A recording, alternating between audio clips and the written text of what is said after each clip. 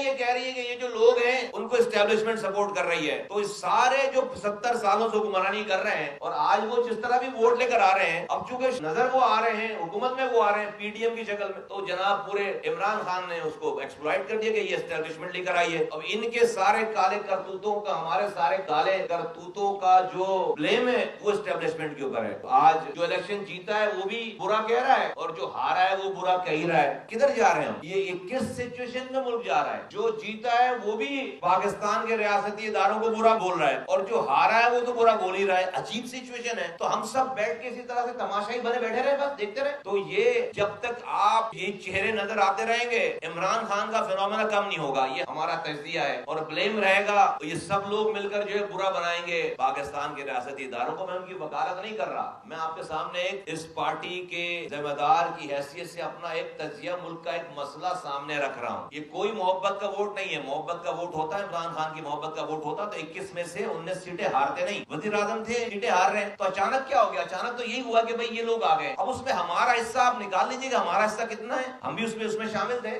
اللہ کا شکر ہے کہ لوگوں نے ہم سے نفرت کا اظہار نہیں کیا. ہم جتنی سیٹیں ایکسپیکٹ کر رہے تھے, ہم کراچی سے 18 سیٹیں ایم کیو ایم لیتی اور لے سکتی ہے اور لے چکی ہے پہلے, تو ہمیں 15 سیٹیں کراچی کی ملی ہیں. کوئی اگر ہمیں کہہ رہا ہے کہ جی ہمارا مینڈیٹ ہمیں دیا گیا, ہم بھی بہت آسانی سے کہہ سکتے ہیں کہ آپ کا بھی مینڈیٹ ہمیں تو نہیں دیا گیا. ہم نے تو جلسے, جلوس, مظاہرے پورے تمام سندھ بھر میں اور خاص طور پر کراچی میں 8 مہینوں سے ہم نے کیمپین چلائی ہے. دن اور رات جاگ کر کارکنوں نے, ساتھیوں نے کام کیا. شہادتیں ہوئی, ہماری 6 ساتھیوں کو شہید کیا گیا ہے. ہمارے آفس میں آ کے مار کے گئے کہ یہ بھی الزام نہیں سکتا کہ ہم کہیں جا رہے تھے انہوں نے مار نہیں, ہمارے آفس میں بیٹھے ہوئے ساتھیوں کو ہمیں شہید کیا گیا ہے اور ہم نے پلٹ کر کسی کو پتھر نہیں مارا. تو یہ ساری قربانیوں کے بعد یہ مینڈیٹ آیا ہے جو کہ کم ہے, لیکن ہم یہ بلیم نہیں دے رہے. لیکن پاکستان میں بہت آسان ہو گیا ہے, بہت آسان ہو گیا ہے کہ خود اپنے مزے کرو, سرو نہیں کرو, گورننس نہیں دو, لوگوں کو پانی نہیں دو, لوگوں کو کوٹے پہ بھی کوٹا نہیں دو, لوگوں کے بچوں کو گٹر میں گر کر مرنے دو, اور اس کے بعد جب کوئی سوال کرے تو اسٹیبلشمنٹ لگا دو الزام. اسٹیبلشمنٹ کی وجہ سے آج انہی سارے کالے کرتوتوں کا بلیم جو ہے وہ اسٹیبلشمنٹ کے اوپر آ رہا ہے. وہ تو آ کر جو ہے وہ سیاسی پارٹیوں کی طرح جا کر وہ نہیں کر سکتے. یہ اپنے آپ کا دفاع نہیں, یہ ملک کے لیے ٹھیک سچویشن نہیں ہے. تو ابھی ہمیں یہاں سے کہاں جانا ہے؟ Do we have to move forward? ہمیں آگے جانا ہے یا ہم جو ہے وہ اپنا